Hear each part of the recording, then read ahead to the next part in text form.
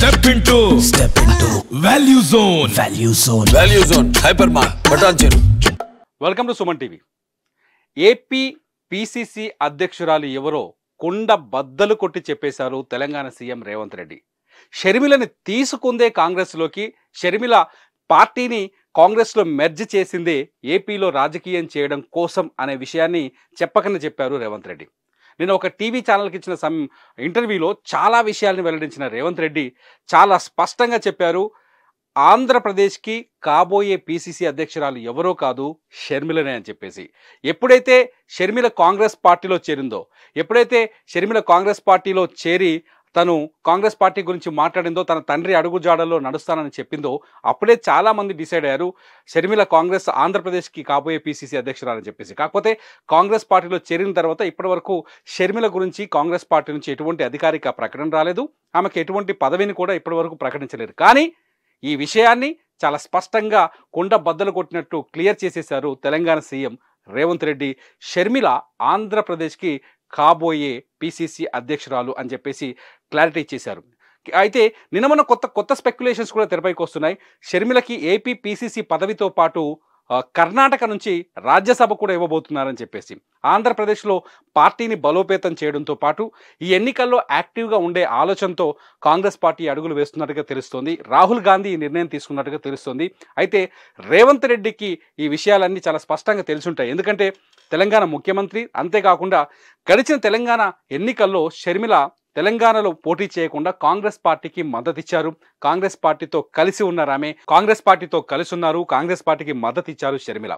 అయితే కాంగ్రెస్ పార్టీకి మద్దతు ఇచ్చినప్పటికీ కూడా ఆమె తెలంగాణ ముఖ్యమంత్రి రేవంత్ రెడ్డి ప్రమాణ స్వీకారం చేసిన రోజు షర్మిల వెళ్ళలేదు. అంతేకాదు షర్మిల కాంగ్రెస్ పార్టీలో చేరే రోజు కూడా ఢిల్లీకి తెలంగాణ కాంగ్రెస్ నాయకులు వెళ్ళలేదు. ఎందుకంటే షర్మిల తెలంగాణలో ఉంటారా లేకపోతే ఆంధ్రప్రదేశ్లో ఉంటారా అనే ఒక కొంత సందిగ్ధం అయితే అప్పట్లో క్రియేట్ అయింది.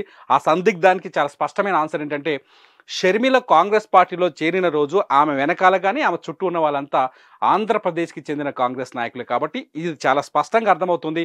ఈరోజు రేవంత్ రెడ్డి కూడా చాలా స్పష్టంగా చెప్పారు షర్మిల తెలంగాణ ఆంధ్రప్రదేశ్కి కాబోయే పిసిసి అధ్యక్షురాలు అని చెప్పేసి. ఇది చాలా అర్థమైపోయింది. షర్మిల ఆంధ్రప్రదేశ్ పిసిసి అధ్యక్షురాలు అయితే అక్కడ రాజకీయాలు ఎలా ఉంటాయో అనేక ఊహాగానాలు తెరపైకి వస్తున్నాయి. షర్మిల ఆంధ్రప్రదేశ్ పిసిసి కాంగ్రెస్లో చేరిన రోజే తెలుగుదేశం పార్టీ సంబరాలు కూడా చేసుకున్న పరిస్థితులు ఉన్నాయి. ఇవన్నీ చూడబోతుంటే చాలా స్పష్టంగా అర్థమవుతుంది షర్మిల జగన్తో ఫైట్ చేయబోతుందని చెప్పేసి. At the same time Revanth Reddy ఇంకొక విషయాన్ని కూడా చాలా స్పష్టంగా చెప్పారు.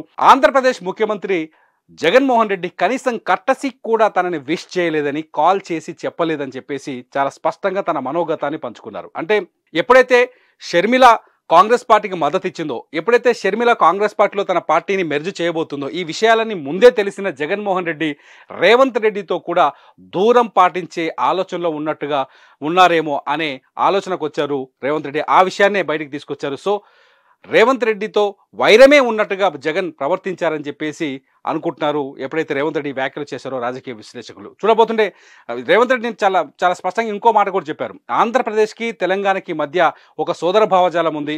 ఆంధ్రప్రదేశ్ విడిపోయిన ఆంధ్రప్రదేశ్కి తెలంగాణకు మధ్య కొంత వివాదాలు కూడా ఉన్నాయి, అవి కోర్టులో నడుస్తున్నాయి. ఆస్తుల వివాదం కావచ్చు, విభజన సమస్యలు, చాలా సమస్యలు ఉన్నాయి.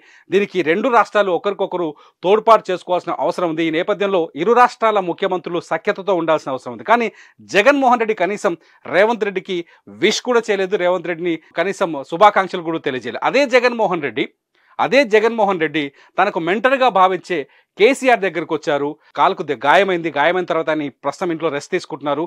కేసీఆర్ దగ్గరకు వచ్చారు, కేసీఆర్ని పరామర్శించారు. కేసీఆర్తో రహస్య మంతనాలు కూడా జరిపినట్టుగా కొంత వార్తలు బయటకు వచ్చాయి. కానీ తెలంగాణ వరకు వచ్చిన జగన్మోహన్ రెడ్డి కనీసం రేవంత్ రెడ్డిని బేసిక్గా కూడా విష్ చేయలేకపోయారు. ఇదంతా చూడబోతుంటే షర్మిల వల్లనే జగన్మోహన్ రెడ్డి రేవంత్ రెడ్డిని విష్ చేయలేదా అనే క్వశ్చన్ కూడా ఇప్పుడు తెరపైకి వస్తుంది. చూద్దాం ఆంధ్రప్రదేశ్, ఎందుకంటే రేవంత్ రెడ్డి మాత్రం ఒక మాట చాలా స్పష్టంగా చెప్తున్నారు, నాకు కర్ణాటక ఎంతో, తమిళనాడు ఎంతో, లేకపోతే మధ్యప్రదేశ్ ఎంతో, రేపు పొద్దున ఆంధ్రప్రదేశ్ కూడా అలాగే ఉంటుంది. మిగతా రాష్ట్రాలతో ఎలా ప్రవర్తిస్తామో ఆంధ్రప్రదేశ్తో కూడా అలాగే ప్రవర్తిస్తాను, చాలా సఖ్యతగా ఉంటాము, లేకపోతే కలుపుగోలుగా వెళ్తానని చెప్పేసి చాలా స్పష్టంగా చెప్తున్నారు రేవంత్ రెడ్డి. ఇప్పటికైనా జగన్మోహన్ రెడ్డి రేవంత్ రెడ్డిని విష్ చేస్తారా లేదా, ఫార్మాలిటీ కోసమైనా విష్ చేస్తారా లేదా అన్నది ఆసక్తికరంగా మారుతోంది.